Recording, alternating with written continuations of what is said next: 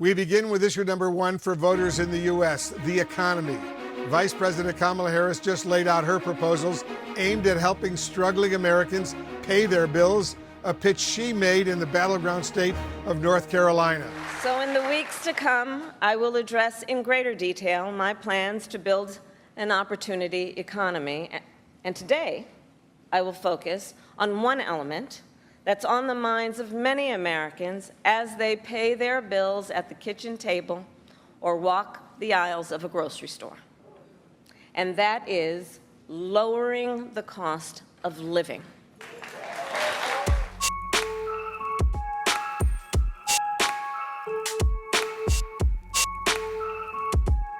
Hey guys, welcome back to At Liminal Period. It's your girl, Chun-Li Shoddy.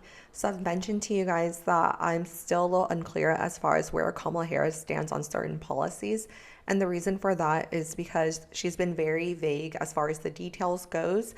A lot of them seem to be socialist type of policies, and I don't know how she's gonna actually get them past Congress. So to me, she's just pandering to the crowd, saying what she thinks people want to hear, and actually has no plan of attack. So to me, those aren't actually really policies and just talking points. Today, I want to take a look at the policies she shared regarding the economy on Friday when she was in Raleigh, North Carolina. I have a couple of clips from economists that are going to chime in. And yeah, let's see what they got to say. So without further ado, let's get into today's video. In the weeks to come, I will address in greater detail my plans to build an opportunity economy. And today, I will focus on one element that's on the minds of many Americans as they pay their bills at the kitchen table or walk the aisles of a grocery store. And that is lowering the cost of living.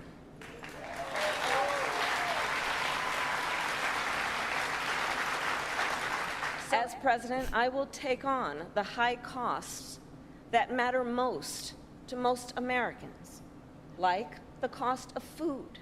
As president, I'll take on the issue of the cost of health care. I will help families deal with rising costs. And that's by letting you keep more of your hard-earned money.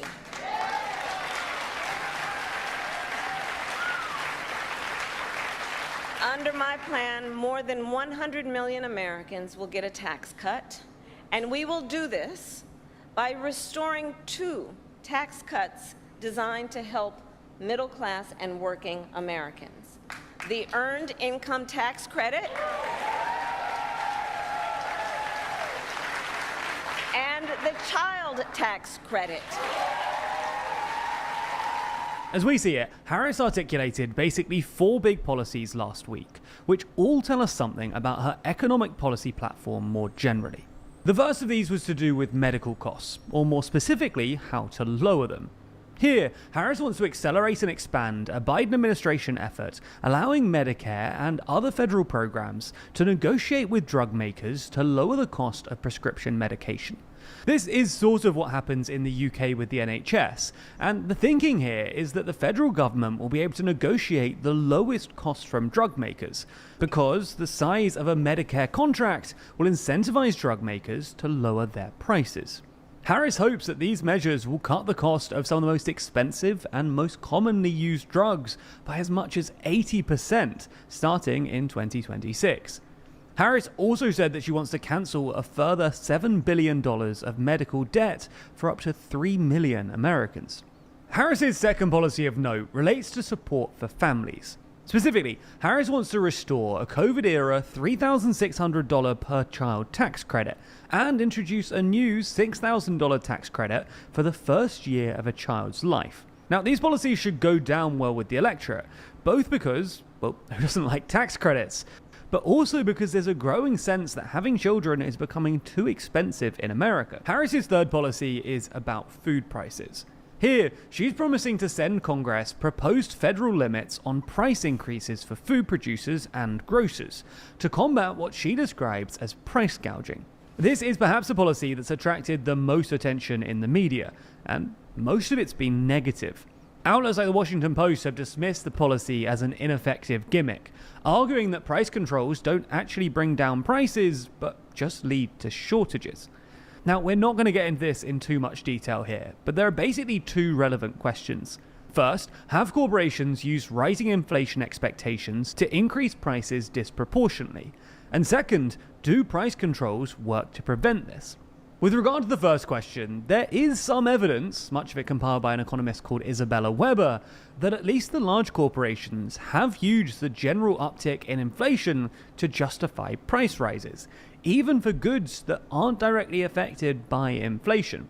However, when it comes to the second question, it's also true that price controls have been tried at a state level in numerous American states, but have generally been pretty ineffective and have often resulted in shortages. Harris's fourth policy has to do with housing.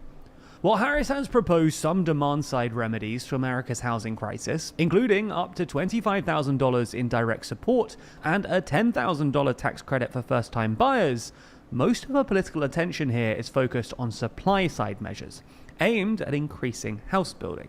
These include a new tax credit for builders of homes sold to first-time buyers, the repurposing of some federal land for affordable housing, and a wider deregulation of the housing market to make it easier for developers to build. So, those are Harris's four specific policies. So I would say that this is a pretty accurate summarization of the speech that Kamala Harris had in Raleigh, North Carolina.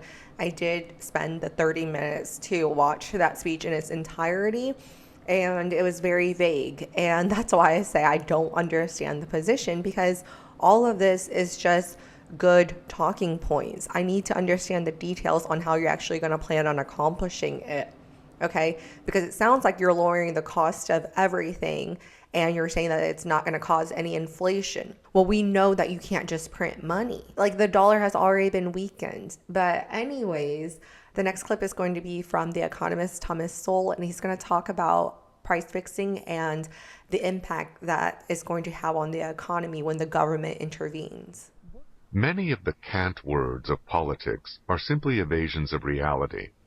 A prime example is the notion of making housing, college, health insurance, or other things affordable. Virtually anything can be made affordable in isolation, simply by transferring resources to it from elsewhere in the economy and having most of the costs absorbed by the U.S. Treasury. The federal government could make a Rolls-Royce affordable for every American, but we would not be a richer country as a result. We would in fact be a much poorer country, because of all the vast resources transferred from other economic activities to subsidize an extravagant luxury. Of course, it might be nice to be sitting at the wheel of a Rolls-Royce, but we might be sitting there in rags and tatters and gaunt with hunger after having squandered enormous amounts of labor, capital, and costly materials that could have been put to better use elsewhere. That doesn't happen in a market economy, because most of us take one look at the price tag on a Rolls-Royce and decide that it is time for another Toyota. The very notion of making things affordable misses the key point of a market economy. An economy exists to make trade-offs, and a market economy makes the terms of those trade-offs plain with price tags representing the relative costs of producing different things. To have politicians arbitrarily change the price tags so that prices no longer represent the real costs is to defeat the whole purpose. Reality doesn't change when the government changes price tags. Talk about bringing down healthcare costs is not aimed at the costly legal environment in which medical science operates or other sources of needless medical costs. It is aimed at price control, which hides costs rather than reducing them. Hidden costs continue to take their toll, and it is often a higher toll than when these costs are freely transmitted through the marketplace. Less supply, poorer quality, and longer waits have been the consequence of price controls for all sorts of goods and services in all sorts of societies and for thousands of years of human history.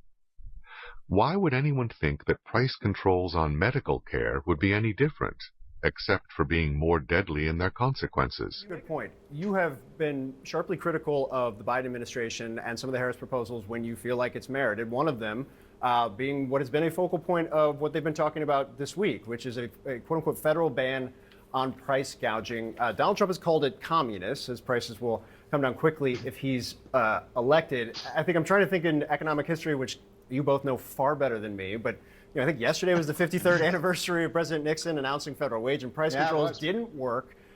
Catherine, the kind of validity of this proposal, is it something that could work?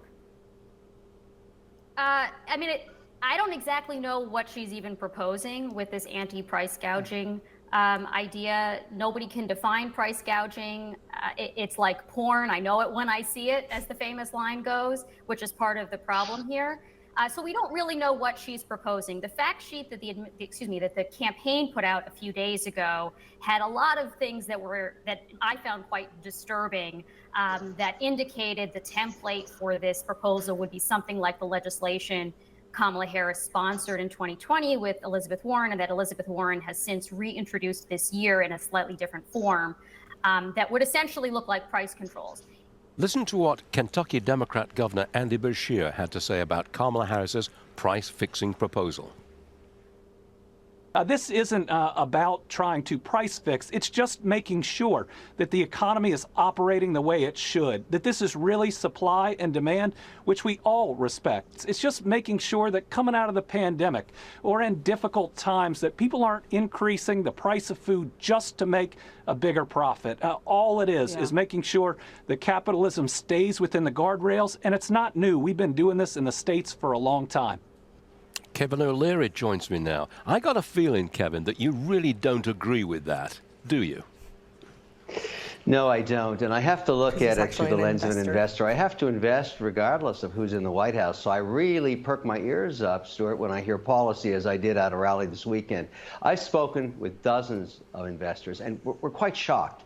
Just from the 30,000 feet, we thought Harris was going to reboot her whole position to the middle. The idea was to get the swing voters on board with her with a middle strategy. Instead, we're getting Bidenomics 2.0, which is a shock. In addition to Bidenomics 2.0, if you look through the Raleigh proposals, it's basically the same stuff they've been touting for the last 36 months. You've got this price control, price fixing patina on top of it, which we know doesn't work.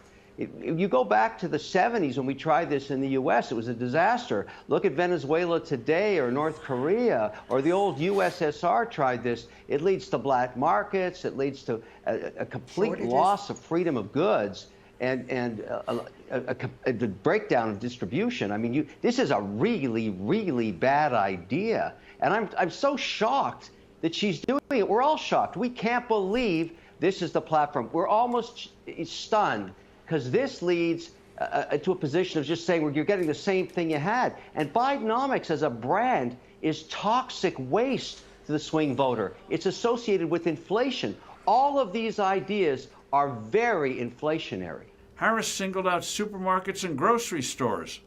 Her solution? Price controls, which fail every time they're trotted out. Controls create shortages. People won't produce at a loss. Margins for food sellers are paper thin, less than 2 cents on the dollar. Even the Washington Post and New York Times gave Harris a Bronx cheer here. She wants 3 million more housing units to deal with shortages. The right way to do that is to encourage states to reduce barriers. In Texas, a housing development can be green-lighted in a matter of weeks. In California, it routinely takes years, if ever. A stable dollar would also help, because it would bring with it lower interest rates.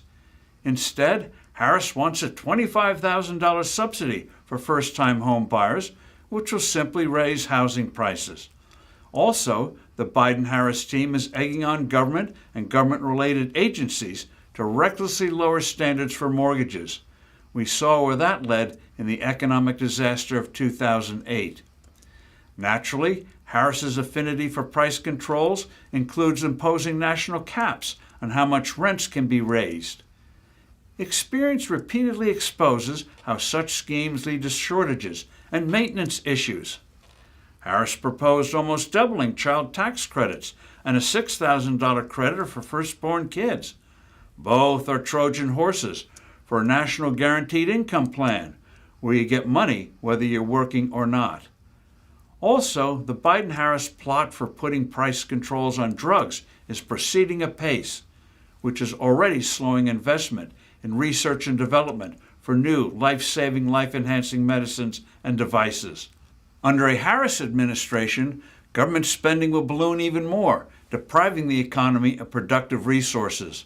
Her desires for big tax increases will crush commerce. All in all, Harris's is a formula for depression. So I'm going to go ahead and end the video there, but as you guys can hear, we really can't define what price gauging is. The Harris and Waltz team, I'm not sure how they define price gauging, but at the end of the day, price fixing is not going to work for a free market economy, so definitely not here in America. So if you guys do have insight as to how these policies might work out, do chime in the comment section down below. But I've enjoyed this conversation. Hope you guys did too, and I look forward to speaking with you guys next time. Bye.